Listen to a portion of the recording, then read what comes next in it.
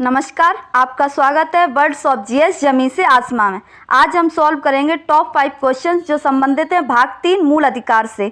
तो चलिए शुरुआत करते हैं। पहला प्रश्न है हमारा, निम्न में से कौन से अधिकार नागरिकों को राज्य के विरुद्ध प्राप्त हैं? ऑप्शन ए राज्य के नीति निर्देशक तत्व, ऑप्शन बी मौलिक अधिकार, ऑप्शन सी नागरिकता या ऑप्शन डी मूल कर्तव्य। तो इसका करेक्ट आंसर होगा ऑप्शन बी मौलिक अधिकार या मूल अधिकार नागरिकों को राज्य के विरुद्ध प्राप्त होते हैं। चलिए अगला प्रश्न हमारा, विधि के समक्ष समता का भाव किस देश के संविधान से लिया गया है? Option A Japan, option B Canada, option C America या ऑप्शन डी ब्रिटेन। तो इसका करेक्ट आंसर होगा ऑप्शन डी, ब्रिटेन के संविधान से विधि के समक्ष समता का भाव लिया गया है। आपको याद रखना, अगर आपसे प्रश्न समता का भाव पूछा जाता तो आंसर ब्रिटेन, अगर आपसे प्रश्न ये पूछा जाए कि विधि के समक्ष समानता का भाव, तो वो हमने अमेरिका के संविधान से लिया है।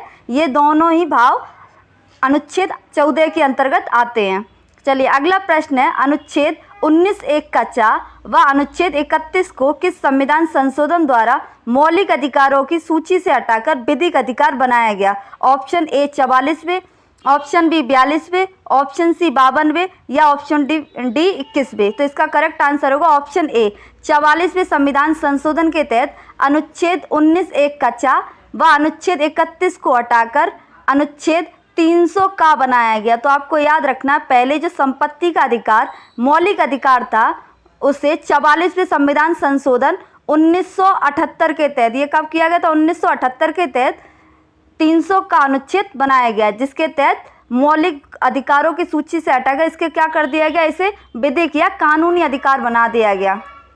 चलिए अगला प्रश्न है, राज्य की परिभाषा किस अनुच्छेद के अंतर्गत आती है? ऑप्शन ए अनुच्छेद 14, ऑप्शन बी अनुच्छेद 15, ऑप्शन सी अनुच्छेद 12 या ऑप्शन डी अनुच्छेद 13। तो इसका करेक्ट आंसर होगा ऑप्शन सी, अनुच्छेद 12 के अंतर्गत राज्य की परिभाषा आती है।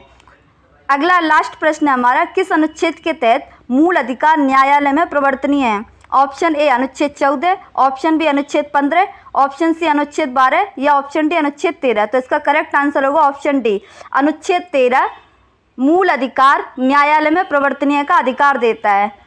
अगर अलग शब्दों में बोला जाए तो अनुच्छेद 13 के तहत ही मूल अधिकारों का अगर हनन किया जाता है तो आप न्यायालय में जा सकते हैं, यानी न्यायालय में सुनवाई योग्य है मौलिक अधिकार। धन्यवाद।